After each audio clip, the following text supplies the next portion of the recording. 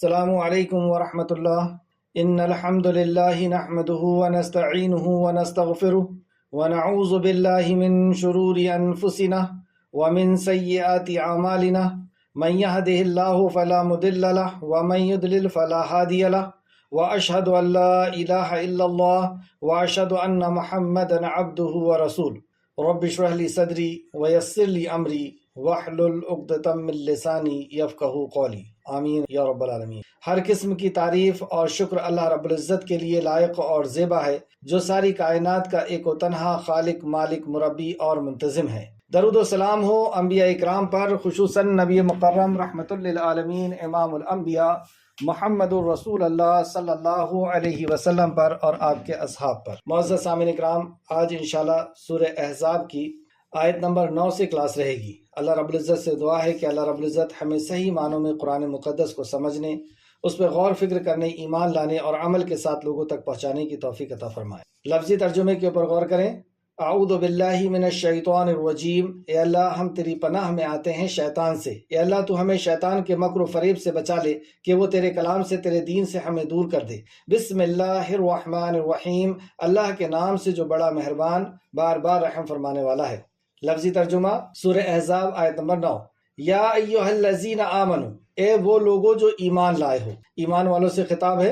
آمنو اذکرو یاد کرو، نعمت اللہ نعمت اللہ کی نعمتیں یاد کرو، علیکم اپنے اوپر، اذ جب، جاءتکم آئے تمہارے پاس، جنودن کئی لشکر، مدینہ کو چاروں طرف سے گھیرنے کے لیے کئی لشکر جب تمہارے پاس آئے، فارسلنا تو بھیجا ہم نے، علیہم ان پر، ریحن ایک آندھی، ایک ایسی ٹھنڈی ہوا جنہوں نے ان کے خیموں کو اکھاڑ کر کے پھینک دیا، ریحن وجنودن اور کچھ لشکر یعنی فرشتوں کے لشکر کو بھی بھیجا، لم نہیں، تروہا تم نے دیکھا نہیں، وکان اللہ اور ہے اللہ، بما تعملون بصیر، بما اسے جو تعملون تم عمل کرتے ہو، بصیرا خوب دیکھنے والا۔ اس جب، جاؤکم وہ آئے تم پر، من فوقکم تمہارے اوپر سے، ومن اسفلا اور نیچے سے، منکم تمہارے، وَإِذْ اور جب، زغتی پھر گئے، الابصار نگاہیں، وبلغتی اور پہنچے گئی، قلوب الحناجر دل حلقوں پر، یعنی ایسی سختی تھی کہ تمہاری آنکھیں پھرنے لگی جیسے موت کے ڈر سے، اور دل جو ہے کلیجوں کو آنے لگی، وَتَظُنُّونَ اور تم گمان کرنے لگے تھے، باللہ اللہ کے بارے میں، ظنونا بہت سے گمان، ہنالک ابتلی اس وقت آزمائے گئے، مؤمنون سب مومن، وزلزلوا اور وہ ہلا دیے گئے، زلزالن ہلا مارا جانا، شدیدہ شدت کا، یعنی ایسی آزمائش صحابہ اکرام کے اوپر آئی کہ وہ جیسے کہ ہلا دیے گئے، اور سخت ہلائے جانا، ایسی آزمائش کی بھٹی میں اللہ رب العزت نے انہیں تپایا اور نکھارا۔ وَإِذْ اور جب، یقولو کہہ رہے تھے، منافقون منافق، تو اس بیچ منافق بھی تھے، اور وہ کیا کہہ رہے تھے، والذین اور وہ لوگ، فی قلوبہم جن کے دلوں میں، مرض ہے، بیماری ہے، ما نہیں، وعدنا وعدہ کیا ہم سے، اللہ نے، ورسولہ اور اس کے رسول نے، الا مگر، غرورا دھوکے کا۔ تو منافق یہ کہنے لگے، ایسی شدت کی آزمائش تھی کہ منافق تو یہ کہنے لگے کہ یہ تو اللہ کا، اور جن کے دل میں مرض تھا یعنی منافقت کا مرض تھا، وہ کہنے لگے کہ اللہ اور نبی کا تو جھوٹا وعدہ تھا، کوئی اللہ کی مدد آنے والی نہیں ہے۔ ایسی سخت آزمائش اللہ رب العزت لاتا ہے تاکہ مومن اور منافق کو الگ الگ کر دیا جائے۔ منافق کون؟ جو مسلمانوں کی بھیڑ کے اندر رہتے ہیں، مسلمانوں کے اندر رہتے ہیں اور اپنے آپ کو یہ سمجھتے ہیں کہ ہم مومن ہیں، تو اللہ رب العزت ایسی آزمائشیں بیچ بیچ میں لاتا رہتا ہے تاکہ ان کو الگ کر دیا جائے۔ آئے تفسیر کی طرف، جلد نمبر 4 صفحہ نمبر 705، تفسیر ابن کثیر مصباح المنیر۔ یا ایھا الذین آمنوا اذکروا نعمت اللہ علیکم، اے ایمان والو تم اپنے اوپر اللہ کا احسان یاد کرو۔ اللہ کے نعمت کو یاد دلا رہا اللہ رب العزت کہ تم بہت سخت آزمائش میں گھر چکے تھے، اس وقت اللہ رب العزت نے تمہاری مدد فرمائی تھی، تمہارے اوپر سے مصیبت کو ٹالا تھا، اور وہ وقت کب تھا؟ اذ جاءتکم جنود فارسلنا علیہم ریحا وَجُنُودًا لَمْ تَرَوْهَا، جب تمہیں کفار لشکروں نے آ لیا تھا، تو لشکر چاروں طرف سے مدینہ کا محاصرہ کر رہا تھا اور مدینہ کو جیسے کہ ختم کر دینا چاہتا تھا، تو اللہ رب العزت نے ریحن ہوا بھیجی، ایک ایسی ٹھنڈی اور تیز ہوا کہ ان کے خیمے، ان کے کھانے پینے اور ان کے جانور اپنا رسی توڑ تاڑ کر کے بھاگنے لگے، اور فرشتوں کے لشکر بھیجے جنہیں تم نہیں دیکھ رہے تھے۔ وَقَانَ اللَّهُ بِمَا تَعْمَلُونَ بَصِيرًا، اور تم جو عمل کرتے ہو اللہ اس سے باخبر ہے۔ اللہ رب العزت خوب دیکھ رہا تھا جو تم عمل کر رہے تھے، جو تم خندق کھود رہے تھے۔ آئے تفسیر کی طرف۔ غزوہ احزاب، اللہ تعالیٰ نے اپنے مومن بندوں پر اپنی نعمت اور اپنے فضل و کرم کا ذکر فرمایا ہے کہ اس نے ان کے ان دشمنوں کو دور ہٹا کر انہیں شکست فاش کر دیا جو مختلف جماعتوں کی صورت میں ان پر حملہ آور ہو گئے تھے۔ یہ غزوہ خندق کی بات ہے، اور صحیح اور مشہور قول کے مطابق یہ غزوہ 5 ہجری میں ہوا، اور دوسرے قول کے مطابق 4 ہجری میں۔ یہودی قبیلہ بنو قریظہ، اب پس منظر سماعت کریں۔ نبی کریم صلی اللہ علیہ وسلم کو جب نبوت کے منصب سے سرفراز فرمایا گیا، آپ کو نبوت اور رسالت کی ذمہ داری دی گئی، آپ صلی اللہ علیہ وسلم نے آپ کے اوپر آنے والے فرمان کو لوگوں تک سنانا شروع کر دیا، اور سب سے پہلے جو دعوت آپ کے طرف آئی کہ انہیں ایک اللہ کے طرف بلاؤ، یعنی توحید کی طرف بلائے، اور نبی کریم صلی اللہ علیہ وسلم نے بھی اپنی قوم کو آ کر کہا قولوا لا الہ الا اللہ تفلحوا۔ بس مشرکین مکہ بھڑک اٹھے کہ یہ کہتے ہیں لا الہ کی کوئی ضرورت کا پورا کرنے والا، کوئی مصیبت کا دور کرنے والا نہیں ہے، یعنی کوئی عبادت کے لائق نہیں ہے سوائے اللہ کی۔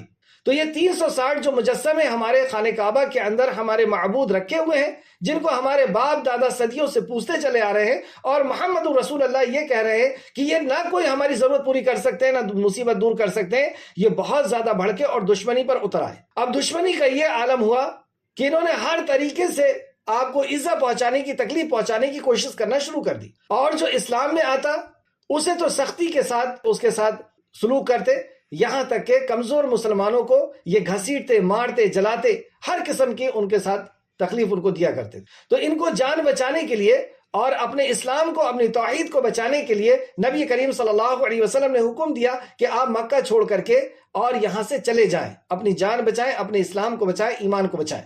یعنی ایک اللہ کی عبادت کے لیے کوئی کمپرومائز کا رسول کریم صلی اللہ علیہ وسلم نے مشورہ نہیں دیا کہ ابھی سختی بہت زیادہ ہے، ابھی ان کے ساتھ شرک کرنے لگو یا ان کی ہاں میں ہاں ملانے لگو۔ نہ صحابہ اکرام نے کوئی کمپرومائز کیا، بلکہ صحابہ اکرام کو گھسیٹا جاتا تھا، مارا جاتا تھا، جلایا جاتا تھا، لیکن اس کے باوجود بھی صحابہ احد کہتے تھے کہ وہ اللہ تو ایک ہے، عبادت تو صرف اس کی ہوگی، ضرورت کا پورا کرنے والا، مصیبت کا دور کرنے والا تو صرف وہ اللہ ہے۔ آخرکار صحابہ اکرام مکہ سے دور دراز جانا شروع کر دیے، اور زیادہ تر لوگ مدینہ پہنچے، یثرب مدینہ پہنچے۔ آخرکار حالات اور سخت ہوتے چلے گئے، اور اللہ سبحانہ وتعالیٰ نے 13 سال کے بعد اسی حالت میں نبی مکرم 13 سال رہے، ایسی سختی کی حالت میں، اور 13 سال بعد اللہ رب العزت نے حکم دیا کہ آپ بھی مکہ چھوڑ کر کے مدینہ چلے جائیں، کیونکہ آپ کے اوپر بھی جان لیوا حملہ ہونا شروع ہو گیا تھا، اور آپ کے لیے سخت سازشیں ہونا شروع ہو گئی تھی، یہاں تک کہ آپ کے گھر کو تلواروں کے ساتھ گھیر لیا گیا۔ مختلف قبیلوں کے نوجوان لڑکوں نے تلواروں کے ساتھ نبی مکرم کے گھر کو گھیر لیا، اور اللہ رب العزت نے حکم دیا کہ آپ بھی مکہ چھوڑ کر کے مدینہ چلے جائیے۔ نبی مکرم مدینہ چلے گئے، صحابہ بھی مدینہ میں تھے، اور اب مدینہ کے اندر صرف اور صرف ایمان والے زیادہ تر اکٹھا ہو گئے، اور جو بچے ہوئے لوگ تھے انہوں نے جب یہ دیکھا کہ اب مسلمان زیادہ ہو گئے تو انہوں نے بھی مسلمانوں کو نقصان پہنچانے کے لیے کچھ جو لوگ تھے انہوں نے بھیس بدل لیا اور یہ کہا کہ ہم بھی مسلمان ہو گئے، انہی کو منافق کہتے ہیں۔ تو اوپر سے انہوں نے شو کیا کہ ہم مسلمان ہو گئے۔ بہرحال وہاں پہ ریاست قائم ہو گئی، نبی کریم صلی اللہ علیہ وسلم کے اوپر اب احکام نازل ہونا شروع ہو گئے، جیسے روزہ، حج، زکوٰۃ، پردے کی پابندی، شراب کا حرام ہونا، جوئے کا حرام ہونا، عورتوں کو خریدنا بیچنا، یہ ساری چیزیں وہاں پر حرام ہونا شروع ہو گئی، اور ایک امن و امان کا ماحول تیار ہو گیا۔ مدینہ ایک امن و امان کا شہر بن گیا، جہاں پہ عورتوں کی حفاظت کی جاتی تھی، بچیوں کے ساتھ عزت کی جاتی تھی، بچیوں کے پیدا ہونے پر خوشی منائی جاتی تھی، اور شراب وہاں پہ نہیں بکتی تھی، وہاں پہ آپسی لڑائی نہ ہونے کی وجہ سے ہتھیار کی بھی سپلائی نہیں ہوتی تھی، اور بیاج کا کاروبار نہیں تھا۔ یہ چیز دیکھ کر کے مشرکین مکہ تو ویسے ہی بہت زیادہ تلملائے ہوئے تھے، اور انہوں نے وقتاً فوقتاً مکہ کے جو شرکس لوگ تھے انہوں نے مدینہ کے یعنی صحابہ اکرام کو ختم کرنے کی، دین کو ختم کرنے کی کوششیں کی۔ اس کے نتیجے میں جنگ بدر ہوئی، جنگ احد ہوئی، اور ایسے ہی گزرتے گزرتے 5 سال ہو گئے، اور 5 سال میں ایک اچھی سی آبادی تیار ہو گئی، اور یہ لوگ بہت امن و امان سے رہ رہے تھے۔ یہودیوں کو یہ بات برداشت نہیں ہو رہی تھی، اور مشرکین مکہ بھی اندر ہی اندر کھول رہے تھے، جل رہے تھے کہ ہم ان کو کس طریقے سے ختم کر دیں۔ آخرکار یہودی قبیلہ بنو قریظہ اس نے مشرکین کے پاس جا کر کے اور انہیں مشورہ دیا کہ کیوں نہ ہم لوگ سب مل کر کے اور ایک ساتھ مدینہ کے اوپر چڑھائی کریں اور مدینہ کے نام و نشان کو ختم کر دیں، یعنی مسلمان کے نام و نشان کو ختم کر دیں۔ تو مشرکین مکہ تو انتظار میں ہی تھے کہ کوئی ایسی طاقت ہمیں ملے کہ ہم مل کر کے ان سے لڑیں۔ اس وقت ابو سفیان اسلام نہیں لائے تھے اور وہ ان کے لیڈر ہوئے، اور پھر یہ مل کر کے بنو غطفان کے پاس گئے، قبیلہ بنو غطفان کے پاس گئے، ان لوگوں کو بھی تیار کر لیا۔ حذیل قبیلے میں گئے، حذیل قبیلے والوں کو بھی تیار کر لیا۔ ایسا کر کر کے اور بھی دوسرے قبیلوں کو انہوں نے اپنے ساتھ میں ملانا شروع کر دیا، یہاں تک کہ مدینہ کے اندر یہودیوں کا ایک قبیلہ تھا جنہوں نے عہد کر لیا تھا نبی مکرم صلی اللہ علیہ وسلم سے کہ ہم لڑائی نہیں لڑیں گے، جس کا نام ہے بنو قریظہ۔ انہوں نے بھی عہد کر لیا تھا کہ ہم لڑائی نہیں کریں گے اور آپ کے ساتھ امن و امان سے مدینہ کے اندر رہیں گے، لیکن ان کو بھی جا کر کے انہوں نے اکسایا، اور بنو قریظہ نے بھی جو عہد کیا تھا اسے توڑ دیا۔ بنو قریظہ کے پاس 800 جنگجو لوگ تھے۔ ایسا کر کے اب یہ جو جتنے بھی الگ الگ قبائل تھے، یہودی تھے اور مشرکین مکہ تھے، اور مشرکین مکہ کے الگ الگ قبیلے، یہ سب ایک لشکر جرار کی شکل میں 10,000 کا لشکر تیار ہوا، اور اب انہوں نے ارادہ کیا کہ ہم مدینہ کو اب ختم کر دیں گے۔ دشمنی کی وجہ کیا ہے؟ دشمنی کی وہی وجہ کہ ایک اللہ کی عبادت، انہوں نے ہمارے معبود کو جو ہمارے باپ دادا پوجتے چلے آئے ہیں ان کا انہوں نے انکار کر دیا، اور یہودیوں کو اور اس بات کی فکر کہ ہمارا کاروبار ختم، بیاج کا کاروبار نہیں چلتا ان کے ہاں، مدینہ کے اندر بیاج کا کاروبار نہیں ہے بلکہ زکوٰۃ ہے۔ ہم لوگ غریبوں سے پیسے لیتے ہیں اور دیتے ہیں ان کو، غریبوں کو پیسے دیتے ہیں ان کی ضرورت میں، اور ان سے زیادہ وصول کرتے ہیں، اور یہ غریبوں کو دے ہی دیتے ہیں۔ تو گویا کہ بیاج کا کاروبار سرے سے انہوں نے ختم کر دیا۔ انہوں نے شراب کا کاروبار ختم کر دیا، مدینہ کے اندر شراب کی سپلائی نہیں ہے، بس شراب نہیں بیکی جاتی، اور عورتوں کی انہوں نے اس قدر عزت کر دی کہ عورتوں کے آنے سے خوشی مناتے ہیں، اور عورتوں کی خریدی اور بکری بند ہو گئی۔ اب عیاشی ہم کیسے کریں گے؟ یہ چیز انہیں کھٹک رہی تھی اور کھٹکتی ہے آج بھی۔ مسلمانوں سے ان کو دشمنی اسی وجہ سے۔ مدینہ کے لوگ کیا یہ کہہ رہے تھے کہ ہمارا گھر ہم کو واپس کر دو مکہ؟ وہ تو مکہ جانا ہی نہیں چاہتے تھے، وہ تو مکہ سے نکال دیے گئے تھے، بھگا دیے گئے تھے، اس کے باوجود بھی وہ مدینہ میں خوشی کے ساتھ رہ رہے تھے، اپنے اپنے چھوٹے موٹے گھروں میں اور چھوٹے موٹے کاروبار کے ساتھ وہ خوشی کے ساتھ رہ رہے تھے، امن و امان سے رہ رہے تھے، لیکن ان کو یہ بات برداشت نہیں تھی، یہودیوں کو اور مشرکین کو، اور وہ ختم کر دینا چاہتے تھے مدینہ کو۔ تو یہ 10,000 کا لشکر لے کر کے اور انہوں نے گھیرنے کی تیاری پلاننگ کرنا شروع کر دی۔ وہ پلاننگ کی خبر رسول مکرم صلی اللہ علیہ وسلم پر پہنچ گئی کہ 10,000 کا لشکر زرار تیار ہوا ہے مدینہ کے اوپر چڑھائی کے لیے۔ نبی مکرم اور صحابہ اکرام جانتے تھے کہ ہم ان کا کسی حالت میں مقابلہ نہیں کر سکتے، یہ بہت بڑا لشکر ہے، اور سارے قبیلے مل کر کے یہ تیار ہوئے ہیں۔ نبی مکرم نے فوراً شورا کو طلب کیا، یعنی میٹنگ بلائی۔ میٹنگ میں بات رکھی گئی کہ یہ اس طریقے سے آ رہے ہیں، اپنے اپنا مشورہ دیے۔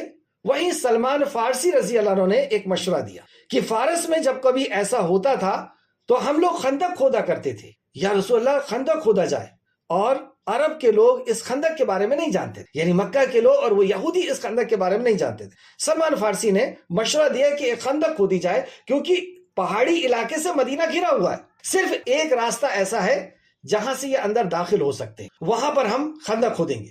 خندق کیسی کھودی جائے اور اس کی کیا پلاننگ، اس مشورے کو آپ نے فوراً قبول کر لیا۔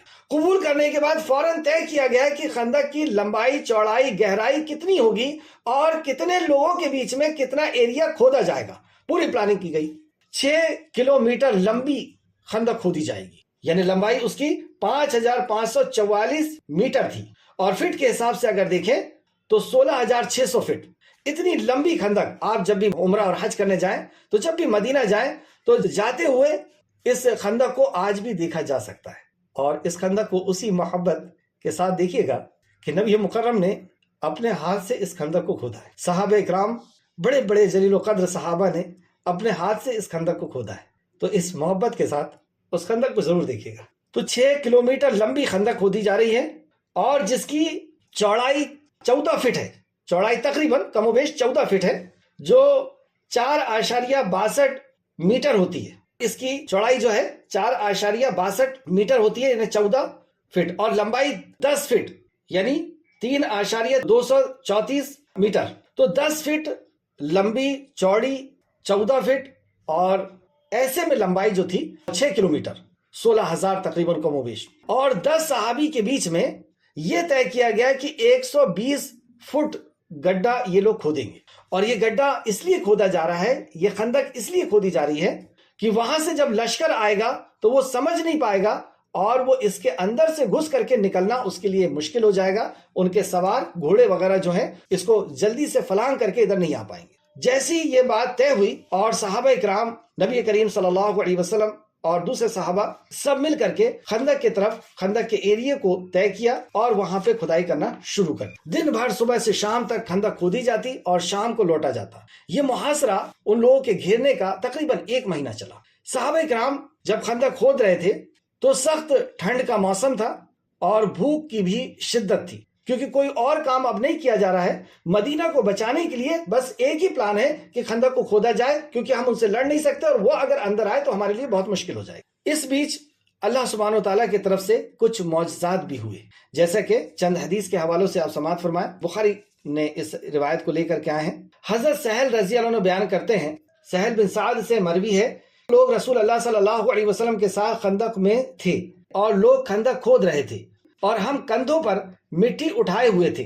اس اثنا میں رسول مکرم صلی اللہ علیہ وسلم نے فرمایا، اے اللہ، زندگی تو بس آخرت کی زندگی ہے، بس ہمارے مہاجرین اور انصار کو بخش دے، یعنی مہاجرین اور انصار کو بخش دے۔ بخاری شریف جلد نمبر 2 حدیث نمبر 588۔ یہاں سے کیا پتہ چلا کہ رسول مکرم صلی اللہ علیہ وسلم خود بھی خندق کھود رہے تھے اور کوئی مزدور نہ ہونے کی وجہ سے صحابہ کرام ہی مٹیوں کو پھینک رہے تھے، اور اس بیچ رسول مکرم صلی اللہ علیہ وسلم ترغیب دلا رہے تھے، آپ جوش دلا رہے تھے اور ترغیب دلا رہے تھے، ہمت بنا رہے تھے اور کہہ رہے تھے کہ اے اللہ، زندگی تو بس آخرت کی زندگی ہے، بس ہمارے مہاجرین اور انصار کو بخش دے۔ ایک دوسری روایت میں حضرت انس سے مروی ہے کہ رسول اللہ صلی اللہ علیہ وسلم خندق کی طرف تشریف لائے تو دیکھا کہ مہاجرین اور انصار ایک ٹھنڈی صبح میں خندق کو کھودنے کا کام کر رہے ہیں۔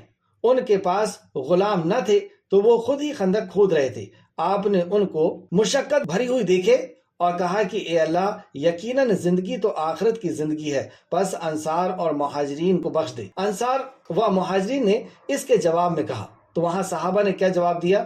ہم وہ ہیں کہ ہم نے ہمیشہ کے لیے جب تک کہ باقی رہیں گے محمد صلی اللہ علیہ وسلم کے ہاتھ پر جہاد پر بیعت کی ہے کہ ہم آپ کے ساتھ جد و جہد اور کوشش اور جہاد کرتے رہیں گے۔ بخاری شریف حدیث نمبر جلد نمبر 2 حدیث نمبر 588۔ صحیح بخاری میں ایک روایت حضرت برا بن عازب سے مروی ہے کہ میں نے رسول اللہ صلی اللہ علیہ وسلم کو دیکھا کہ آپ خندق کی مٹی اٹھا رہے تھے، یہاں تک کہ غبار نے آپ کی چمک کو ختم کر ڈالا تھا، یعنی آپ کے اوپر اتنا ڈسٹ جم گیا تھا کہ آپ کے جسم کے اوپر جو چمک تھی وہ ختم ہو گئی۔ آپ مٹی اٹھاتے جاتے اور یہ کہتے رہتے، اے اللہ، اگر تو نہ ہوتا تو ہم ہدایت نہ پاتے، نہ صدقہ کرتے، نہ نماز پڑھتے، بس ہم پر سکینت نازل فرما۔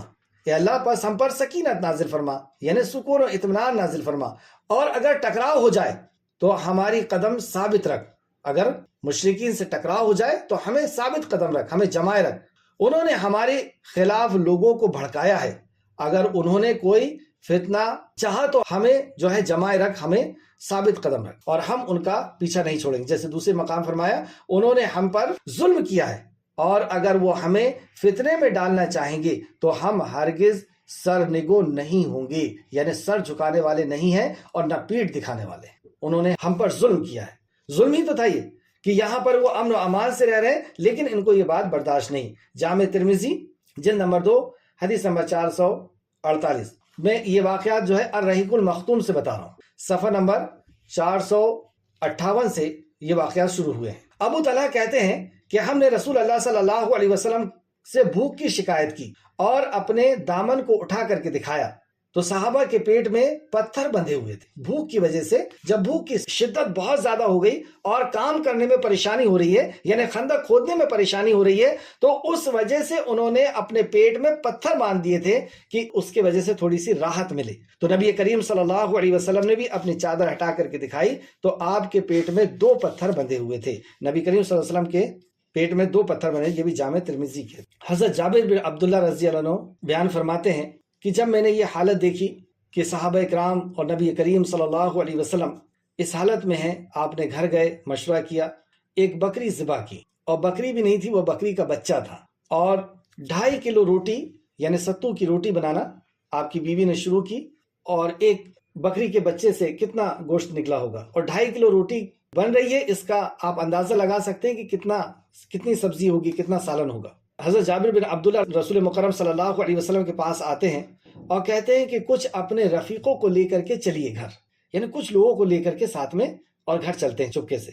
لیکن نبی کریم صلی اللہ علیہ وسلم نے سارے صحابہ کو آواز دی، تقریباً کم و بیش 1000 کا لشکر، اور محاصرے کے لیے مشرکین مکہ 10,000 ہے. ان 1000 کو نبی مکرم نے آواز دی اور یہ سب کے سب حضرت جابر رضی اللہ عنہ کے گھر جانا شروع کر کہ چلو وہاں پر دعوت ہے. جب سامنے لایا گیا تو اللہ رب العزت نے وہاں معجزاتاً طور پر اس برتن کے اندر ایسی برکت عطا فرمائی کہ صحابہ فرماتے ہیں کہ ہم نے شکم شیر ہو کر کے، یعنی پیٹ بھر کر کے ہم نے سب نے کھانا کھایا، اور جوش اسی طریقے سے وہ ہنڈی مار رہی تھی جیسے پہلے تھی، یعنی گوشت ویسا ہی اس کے اندر نظر آ رہا تھا، اور روٹیاں بنتے چلے جا رہی تھی لیکن روٹیاں ختم نہیں ہو رہی تھی، آٹا ویسا کی ویسے ہی ہمیں نظر آ رہا تھا. بخاری شریف جلد نمبر 2 حدیث نمبر 588 اور 589. یہ ایک بڑا معجزہ نبی مکرم صلی اللہ علیہ وسلم کے ہاتھ پر اللہ رب العزت نے کیا، اور اس طریقے سے ان کے کھانے کا انتظام ہوا. حضرت نعمان بن بشیر کی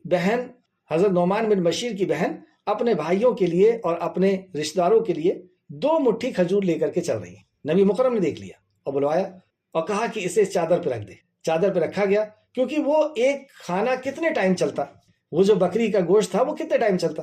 بعد میں کچھ ٹائم کے بعد پھر وہی بھوک کی حالت ہو گئی، کچھ دن کے بعد، اور پھر شدید بھوک کی حالت میں ایک صحابی رسول یعنی حضرت نعمان بن بشیر کی بہن 2 مٹھی کھجور لے کر کے جا رہی ہیں. رسول مکرم صلی اللہ علیہ وسلم نے ایک چادر بچھوائی اور کہا کہ اس پہ کھجور ڈال دے، اور سارے صحابہ کو آواز دی اور کہا آؤ اور اسے کھاؤ. تو سارے صحابہ نے، پھر یہ دوسرا معجزہ ہوا کہ سارے صحابہ نے وہاں پہ کھجور کھاتے چلے گئے اور کھجور ویسی کی ویسی وہاں پر رکھی رہی. یہ بھی بخاری شریف کی حدیث ہے، صفحہ نمبر 440 الرحیق المختوم. اور بھی اس تعلق سے باتیں ہیں لیکن وقت کی وجہ سے میں چند ایک چیز اور لینا چاہ رہا ہوں. حضرت جابر رضی اللہ عنہ بیان کرتے ہیں کہ خندق کھودی جا رہی تھی اور ایک بڑی سی چٹان سامنے آ گئی. صحابہ اکرام اس میں اپنی کدالی مارتے تھے لیکن وہ اچٹ کر کے دور ہو جاتی تھی. لوگوں نے جا کر کے نبی کریم صلی اللہ علیہ وسلم سے بتایا کہ وہ ہمارے بس میں نہیں آ رہی ہے، وہ چٹان بیچ میں آ گئی ہے. نبی کریم صلی اللہ علیہ وسلم وہاں پہ پہنچے اور آپ نے کدال اٹھائی اور ایک ایسا زور کا مارا کہ وہ چورا چورا ہو گئی. ایسے اور بھی دوسرے جگہ واقعات ہوئے، اور ایک دفعہ تو نبی کریم صلی اللہ علیہ وسلم ایک دوسری جب چٹان آئی اور رسول مکرم صلی اللہ علیہ وسلم کو جب وہاں پہ بلایا گیا تو آپ نے چٹان پر کدال مارتے گئے اور کہتے جا رہے تھے کہ مجھے کیسر کے اور کسرا کے اور فارس کے چابیاں مجھے دی جا رہی ہیں اور کیسر اور کسرا کے خزانے مجھے دیے جا رہے ہیں. یعنی محنت یہاں پہ کی جا رہی تھی. اللہ رب العزت نے معجزاتاً طور پر، اللہ رب العزت نے علم غیب، اللہ تو غیب کا مالک ہے، اسے بتا دیا کہ یہ جو محنتیں ہیں یہ ایسی رنگ لانے والی ہے کہ کیسر اور کسرا جو ظلم کا پہاڑ تھا، جو انسانیت کے اوپر ظلم کر رہا تھا، لوگوں کا خون چوستا تھا، یعنی بیاج پہ کاروبار چلایا کرتا تھا غریبوں کے ساتھ، اور شراب اور عورتوں، یہی اس کا کاروبار تھا. تو یہ ظلم ختم ہو جائے گا. آپ کی یہ جو محنت ہے اور یہ جد و جہد اور یہ کوشش ہے، تو صحابہ کرام کو جوش دلا رہے تھے کہ ہماری یہ جد و جہد اور کوشش انسانیت کے اندر امن و امان کو لے آئے گی. ہمیں اسی طریقے سے محنت کرنا ہے کہ یہاں سے ظلم ختم ہو جائے گا. اور مجھے اللہ رب العزت دکھا رہا ہے کہ کیسر اور کسرا اور فارس جیسی حکومتیں جو ہے وہ نیست و نابود ہوگی. لیکن وہیں پہ جب منافق کھڑے ہوئے مسکرا رہے تھے، کہ کھانے کے لیے ہے نہیں، پیٹ میں 2-3 پتھر بندھے ہوئے ہیں، اور کیسر اور کسرا اس ٹائم میں جیسا آج روس اور امریکہ ہے ایسا سپر پاور تھا کیسر اور کسرا، اور اس کی بات کر رہے ہیں۔ لیکن انہیں کیا پتا تھا کہ یہ محمد رسول اللہ صلی اللہ علیہ وسلم اللہ کے رسول ہیں، اللہ کی طرف سے خبر دی جا رہی ہے۔ اور آپ نے دیکھا کہ عمر فاروق کے دور میں، رضی اللہ عنہ کے خلافت کے دور میں، کیسر اور کسرا اور ایسی بڑی بڑی حکومت کو ختم کر کے اور انہیں اسلام کے تابع لا لیا گیا، یعنی ظلم اور ستم کو ختم کر دیا۔ یہ بھی بخاری شریف کی روایت ہے۔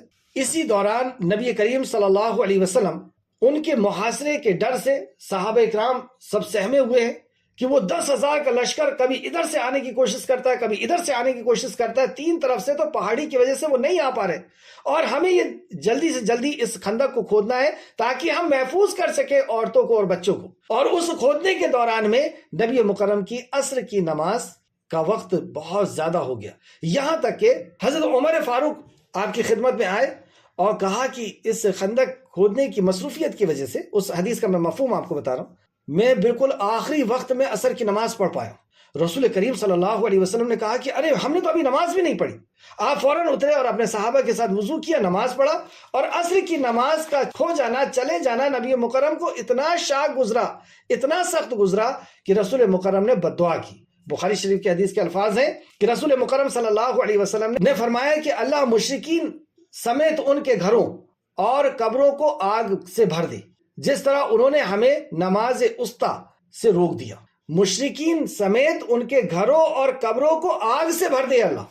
دیکھیں رحمت للعالمین اس قدر ناراض ہوئے، عصر کی نماز اس قدر قیمتی ہے کہ آپ نے فرمایا کہ ہماری عصر کی نماز جو ہے وہ قضا ہو گئی، اور آپ نے عصر کی نماز پڑھی جب سورج ڈوب چکا تھا، اور پھر ساتھ میں مغرب کی نماز۔ صفحہ نمبر 486، اور اس کی دلیل بھی آپ دیکھ سکتے ہیں، یعنی یہ بھی حدیث جو ہے بخاری شریف جلد نمبر 2 حدیث نمبر 590۔ اسی دوران کچھ خواتین، کیونکہ سارے مرد خندق کھود رہے ہیں، اور کچھ خواتین مدینہ کے اندر ہیں، اور ان کی دیکھ ریکھ کے لیے حسان بن ثابت رضی اللہ عنہ کو روکا گیا، اور ایک قلعے کے اندر یہ خواتین ہیں۔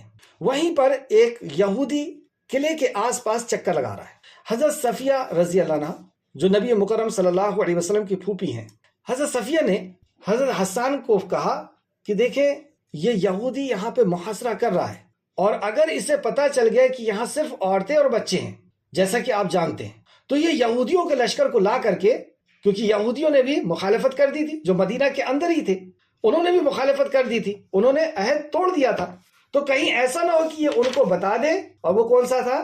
قبیلہ بنو قریظہ، تو کہیں ایسا نہ ہو کہ یہ یہودیوں کو بتا دے اور وہ آ کر کے ہمارے اوپر حملہ کر دے، اور یہاں پہ صرف عورتیں اور بچے ہیں، آپ جائیے اور اس یہودی کو جو ہے قتل کر دیجیے۔ انہوں نے کہا کہ آپ تو جانتی ہیں کہ میں یہ نہیں کر سکتا، یعنی کچھ وجہ ہوگی، کمزوری ہوگی، کچھ ہوگا ایسا۔ حضرت صفیہ نے خود ہی اپنا جو ہے کمر کسا، اور اس جو بھی اس کا قلعہ تھا، قلعے سے ایک کھمبے سے سہارا لے کر کے نیچے اتری، اور ایک بڑی سی لکڑی اٹھا کر کے اور اسے مارنا پیٹنا شروع کر دیا۔ اس قدر ماری کہ اسے ختم کر دیا۔ یہ خواتین کی بھی جرت دیکھی، اسلام کو بچانے کے لیے، دین کو بچانے کے لیے، اپنی جان کو بچانے کے لیے، دوسری عورتوں کی حفاظت کے لیے حضرت صفیہ رضی اللہ عنہ نے اس طریقے سے اسے مارا، اور واپس آ کر کے ان سے کہتی ہیں، اور حسان سے کہا کہ جائیے اس کے ہتھیار اتار لیجئے، کیونکہ وہ مرد ہے اور میں اس کے ہتھیار نہیں اتار سکتی۔ تو پھر آپ گئے اور اس کے ہتھیار اتار لیے۔ یہ ایک پس منظر تھا کہ یہ ایسی سخت حالات میں اللہ رب العزت نے مومنوں کا امتحان لیا، اور وہیں پر منافق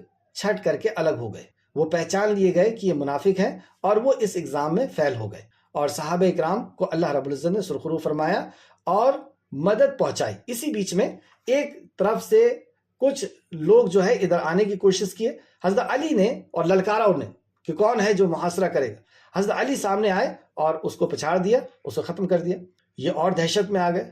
اسی طریقے سے بہت ٹھنڈ کا ماحول تھا، بہت سخت ٹھنڈ تھی۔ نبی مکرم صلی اللہ علیہ وسلم نے کہا کہ کون جائے گا اور پتہ لگا کر کے آئے گا کہ اب کیا پلاننگ چل رہی ہے۔ بہرحال ایک بہت سخت ماحول تھا، اور اللہ رب العزت نے رحمت اپنی پہنچائی کہ ایک تیز ہوا پہنچائی، اس ہوا سے ان کے خیمے اکھڑنے لگے، اور جانور اپنے جو ہے رسیوں کو توڑ کر کے بھاگنے لگے، اور ان کی جو ڈیگیں تھی وہ الٹ پلٹ ہونے لگی، اور پھر فرشتے بھی نازل ہونے لگے، جس کا ذکر اللہ سبحانہ تعالیٰ نے ان آیتوں میں کیا ہے۔ آیت کو آپ سماعت فرمائیں، یا ایھا الذین آمنوا اذکروا نعمت اللہ علیکم، اے ایمان والو تم اپنے اوپر اللہ کے احسان کو یاد کرو، جب تمہیں کفار لشکر نے آ لیا تھا، چاروں طرف سے گھیر لیا.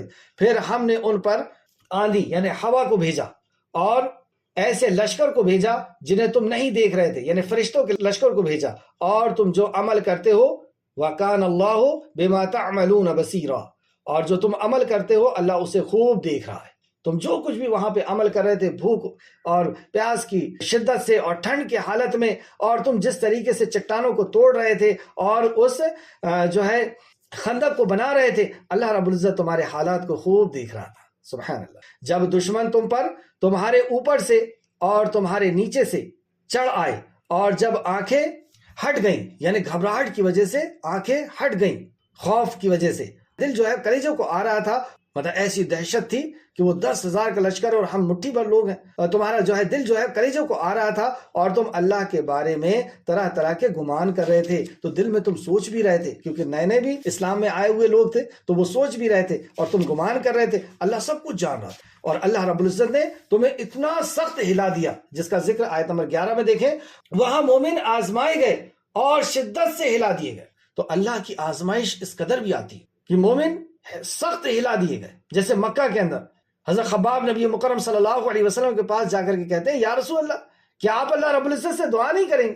یعنی اس قدر سختی کر رہے ہیں مکہ والے کہ دیکھیے میری حالت کو یہ کر دیے. حضرت خباب کی مالک جو تھی وہ لوہار تھی، اس نے آپ کو بھٹی میں ڈال دیا تھا. لوہا جس سے پگھلتا اس بھٹی میں ڈال دیا تھا. آپ کی پشت سے چربی بہہ کر کے، خون نکل کر کے، اور گوشت سے وہ آگ بجھی تھی. ایسی حالت اور ایسی سختی کی حالت میں گزار رہے تھے. دن گزرتے چلے گئے. ایک دن پریشان ہو کر کے، یعنی یہی منظر تھا کہ ہلا دیے گئے، اور آ کر کے رسول اللہ سے کہتے ہیں، رسول اللہ صلی اللہ علیہ وسلم ناراض ہوئے اور کہا کہ تم سے پہلے کی امتوں پر ایسی سختی آئی کہ ان کو لوہے کی کنگھی سے نوچا جاتا تھا اور ان کا گوشت ہڈی سے الگ ہو جاتا تھا، ان کے سر پہ آرے چلائے جاتے تھے، ان کا جسم 2 ٹکڑے ہو جاتا تھا، پھر بھی وہ اسلام سے نہیں پھرے.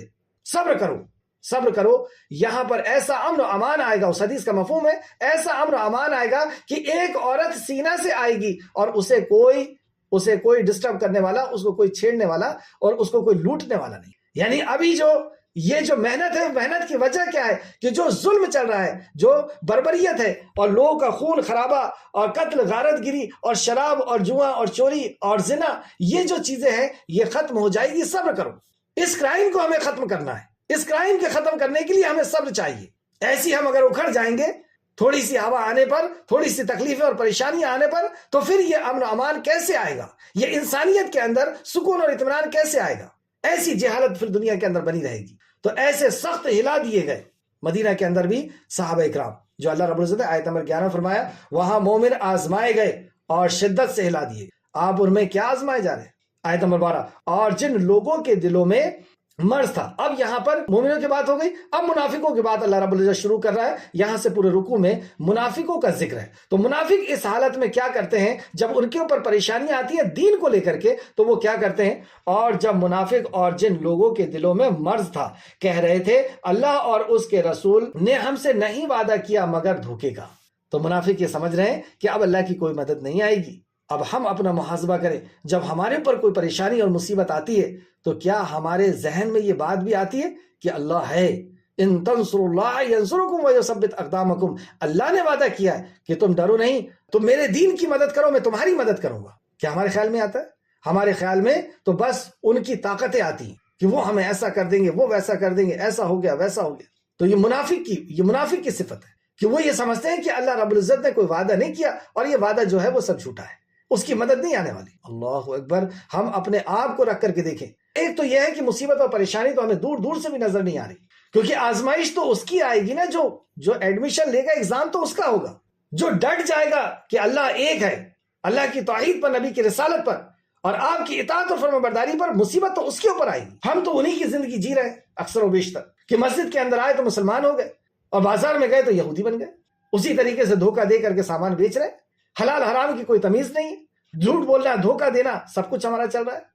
تو بازار میں ہم یہودی بن جاتے ہیں، نصرانی بن جاتے ہیں، اور مسجد کے اندر ہم مسلمان ہو جاتے ہیں. تو پھر ایسے لوگوں پر کیا آزمائش اور کیا مصیبتیں آنا ہے؟ ایسے لوگوں کے اوپر تو اللہ رب جو گناہ وہ کرتے ہیں وہ گناہ کا ببال ان کے اوپر آتا ہے. تو بہرحال اگر ہم توحید پرست ہو جائیں اور اللہ کے نبی کی اطاعت اور فرمانبرداری پہ آ جائیں تو اللہ کی آزمائش بھی آئے گی اور ہمیں اللہ رب العزت سنبھال کے بھی رکھے گا۔ کیا صحابہ کرام کو ویسے چھوڑ دیا تھا بھوکے؟ آپ نے دیکھا نہیں کہ اللہ رب العزت نے معجزاتاً طور پر انہیں کھانا کھلایا؟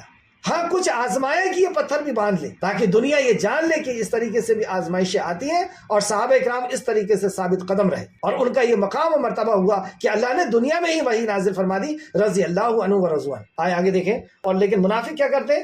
منافق اکھڑ جاتے ہیں کہ نہیں اب تو کوئی بچا نہیں سکتا، اب تو بھاگو یہاں سے۔ تو یہ جنگ سے بھاگنے بھی لگے، وہاں پہ گئے ضرور اور وہاں سے بھاگنے لگے۔ آگے آپ دیکھیں آیت نمبر 13۔ اور جب ان میں سے ایک گروہ نے کہا، اب ان منافقوں میں سے ایک گروہ نے کہا تھا کہ اے اہل یثرب یعنی مدینہ والوں، آج تمہارے لیے لشکر کے ساتھ کوئی قیام گاہ نہیں، لہٰذا تم لوٹ چلو۔ اب یہ مشورہ بھی دے رہے ہیں کہ بھاگ چلو، بند کرو یہ کام، کچھ نہیں ہونے والا ان کے ساتھ رہنے سے، ان کے ساتھ رہیں گے تو مریں گے، ہمارے بھی گھر میں۔ اللہ اکبر۔ اور ان میں سے ایک گروہ نے نبی سے اجازت مانگ لی۔ اب وہ آ کر کے نبی سے اجازت مانگتے کہ ہمیں تو واپس جانے کی اجازت دے دی۔ وہ کہنے لگے بے شک ہمارے گھر کھلے پڑے ہوئے ہیں، یعنی غیر محفوظ ہے، حالانکہ وہ کھلے یعنی غیر محفوظ نہیں تھے، اور وہ تو صرف جنگ سے فرار چاہتے تھے۔ تو جنگ سے فرار چاہنے کے لیے بہانہ مار رہے ہیں کہ ہمارے گھر کھلے پڑے ہیں، ہمیں جانے دیجیے۔ اور آیت نمبر 14۔ اور اگر اس مدینہ کے اطراف سے ان پر کفار کے لشکر داخل کیے جاتے، پھر ان کے فتنہ فساد کے بارے میں پوچھا جاتا تو وہ فوراً اس میں کود پڑتے۔ اگر یہ فتنہ فساد دیکھتے تو کود پڑتے، یعنی منافق جو ہے انہی کے ساتھ دے دیتے، اور اس میں بس کھڑے ہی دیر کرتے، مطلب اس میں کھڑے رہنے میں دیر کرتے۔ اور بلا شبہ اس سے پہلے انہوں نے اللہ سے عہد کیا تھا کہ وہ پیٹ نہیں پھیریں گے، مطلب منافقوں نے یہ عہد کیا تھا کہ وہ پیٹ نہیں پھیریں گے، اور اللہ کے عہد سے پوچھ گچھ تو ہونی ہے۔ اللہ اکبر، بہت سخت بات ہے اگر ہم اس پہ غور کریں۔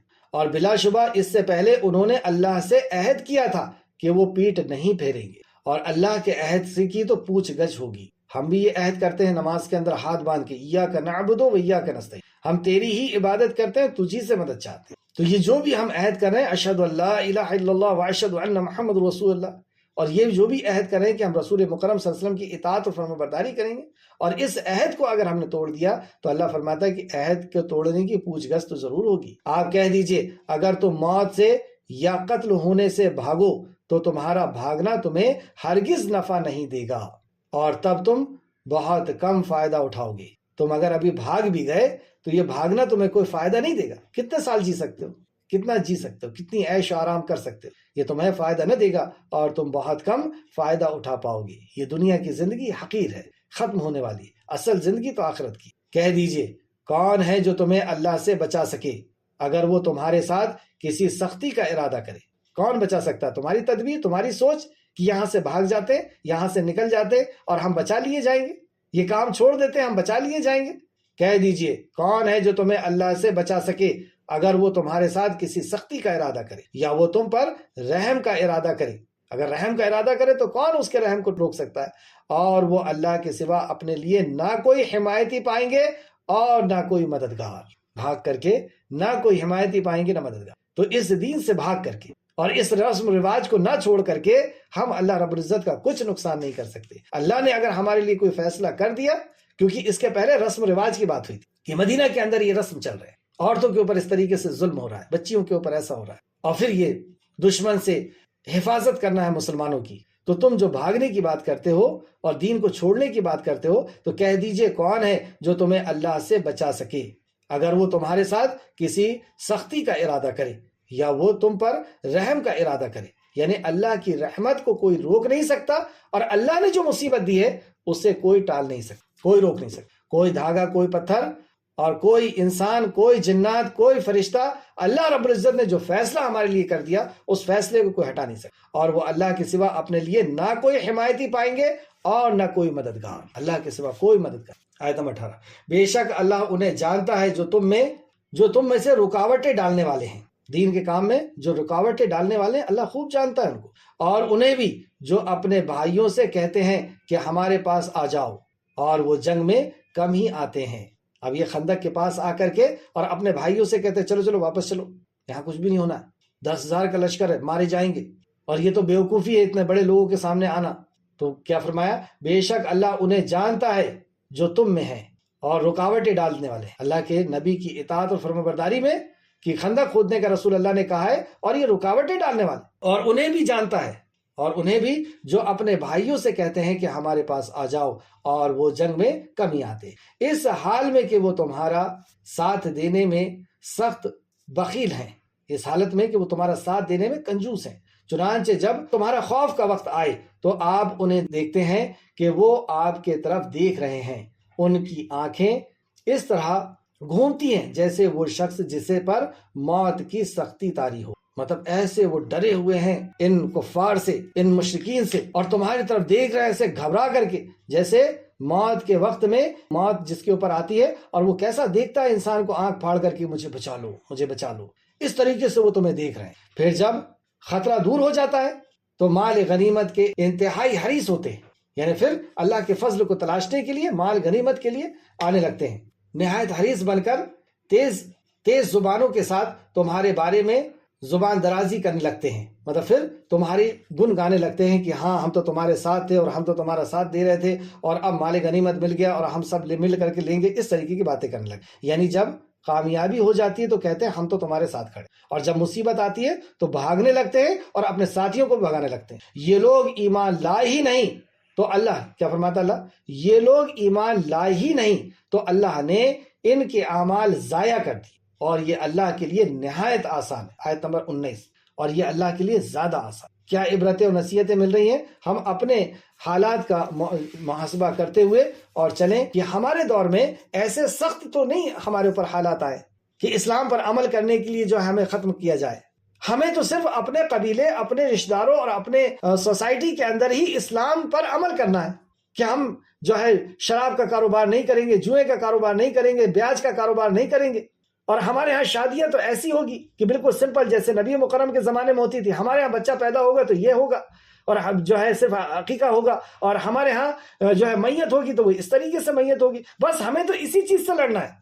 لیکن اس میں بھی آپ دیکھیں گے کہ وہ لوگ آتے ہیں اور روڑا ڈالنے کی کوشش کرتے ہیں کہ یہ کیا بات کر رہے ہو، یہ تو 14 سال پرانی بات ہے، ابھی تو ہمیں معاشرے کو دیکھنا ہوگا، یہ لڑکیاں جوان ہیں، ان کی سے شادی کون کرے گا، اس طریقے سے روڑے ڈالتے ہیں، اور ان کو بھی جو تمہارے قریب ہو رہے ہیں اس کو کھینچ کر کے لے جانے کی کوشش کرتے ہیں۔ آپ سمجھیے آیتوں کو، آیت نمبر 20 دیکھیں، وہ سمجھتے ہیں کہ لشکر گئے نہیں، یعنی ابھی تک لشکر گئے نہیں، اور اگر یہ لشکر چڑھ آئیں تو وہ تمنا کرتے ہیں کہ کاش وہ صحرا نشین دیہاتوں میں جا بستے ہوتے، مطلب ان کی کیا خواہش رہتی ہے، اگر کوئی ان کے اوپر مصیبت آ جاتی ہے، جیسے مشرکین مکہ آ گئے، مکہ کے لوگ آ گئے اور دوسرے لوگ جو ہیں یہودی وغیرہ آ گئے، تو ان کی دشمن کو دیکھ کر کے خواہش ہوتی ہے کہ کاش اپن کسی جنگل میں، کسی کھیت میں جا کر کے اور چپ چاپ ادھر پڑے رہتے، یہ مصیبت ہی نہیں رہتی اب، اور وہاں تمہارے خبریں دریافت کیا کرتے، مطلب ایسی جگہ میں رہ کر کے اور وہاں سے پوچھتے رہتے کیا ہوا مسلمانوں کا، اور اگر وہ تم میں موجود ہوتے تو وہ دشمن سے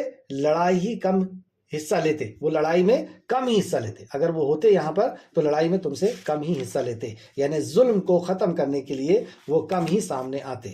آخر میں اللہ رب العزت سے دعا ہے کہ خالق مالک جو کچھ بھی ہم نے پڑھا اس پہ ہمیں مزید غور و فکر کرنے کی تو توفیق عطا فرما، جب تک ہمیں زندہ رکھ ایمان، اخلاص اور عمل صالح کے ساتھ ہمیں زندہ رکھ، ہمارا خاتمہ بالخیر فرما، اور نیکوکاروں کے ساتھ ہمارا شمار فرما دے، آمین یا رب العالمین۔ السلام علیکم ورحمۃ اللہ وبرکاتہ۔